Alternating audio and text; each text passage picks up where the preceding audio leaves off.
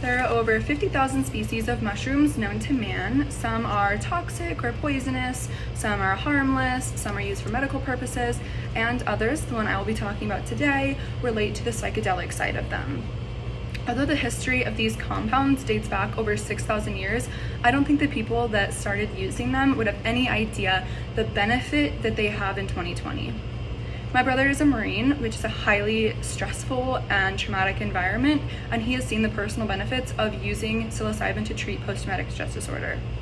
By microdosing, which is ingesting a very small amount of psilocybin or other psychedelics, we are able to treat or lessen the symptoms of PTSD. I know that's true for my brother and his friends at least.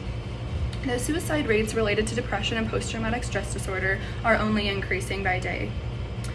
It can be hard or embarrassing for individuals, especially in the military, to reach out and get professional help.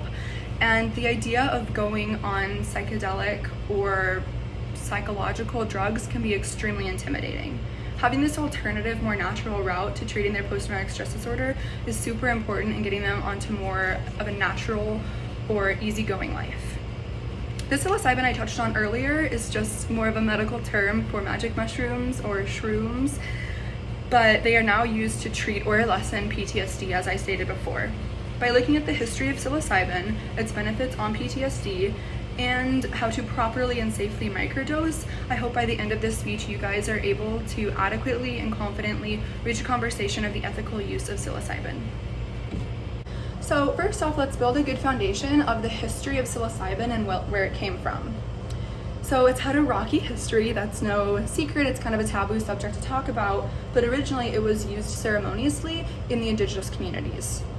Due to imperialism and all of that great history, the European cultures took it over and used it for more of just recreational usage or just to get that high or trip that we more commonly know today.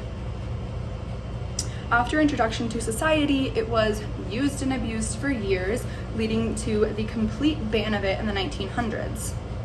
For a long time, the government held a very strong intervention against all research, and in the 1980s, all research completely stopped on the benefits or impacts of psilocybin. The Past and Future of Psychedelic Science by Berg, Christensen, Doblin, and Jerome outlines all of these roadblocks and explains just how that damaged the research availability of psychedelics in today's society. So now that you guys have a general background and history of the research of psilocybin, let's focus on how to safely microdose and just exactly what microdosing is with psilocybin. So many people, when they think of psychedelics, especially psilocybin or magic mushrooms, think of that macro dosing where you trip or experience these life-altering experiences. But in short, microdosing, you're not going to experience those trips. It is just enough of the compound to create those chemical shifts in your brain so that you no longer are experiencing the traumatic and reoccurring thoughts and experiences that people with PTSD often have.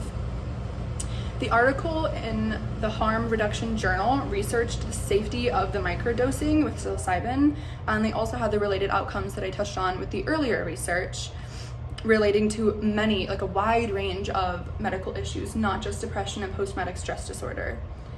There are benefits to using the full dose, definitely, but I would say under strict supervision, since it can lead to a highly addictive experience, since you are going into the cosmos or experiencing these life-altering things while under the influence of the full dose. You're not meant to get the full high, as I said, with microdosing.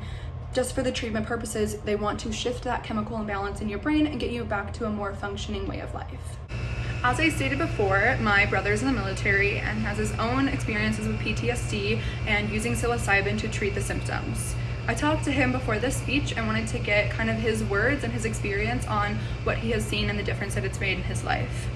He said, and I quote, "I believe in it, it works and has science to back it. It's no different than cough syrup to me. It helps you, that's its purpose. My personal experience with psilocybin mushrooms specifically has shown me the medical properties of correct dosage with the related experience. Microdosing heals your chemical scars, but macrodosing healed my spiritual scars. My soul was changed."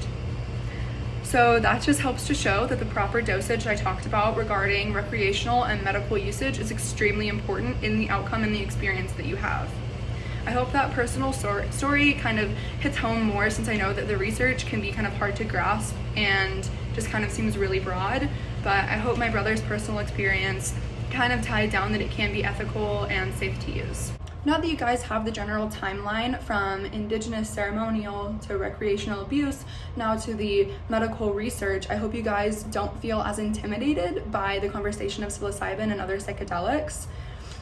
Now, after the study of psilocybin, we're able to see their direct results to PTSD and other brain-altering disorders.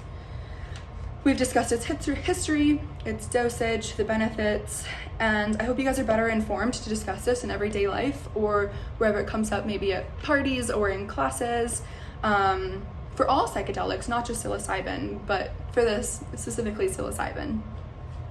I understand that topic can kind of be taboo and it kind of sounds scary because we hear of all of the abuse of it.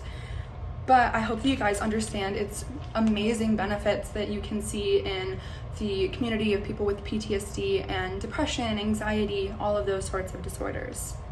I hope you take this information of its history, usage, and benefits and kind of shift the conversation around psilocybin. Thank you.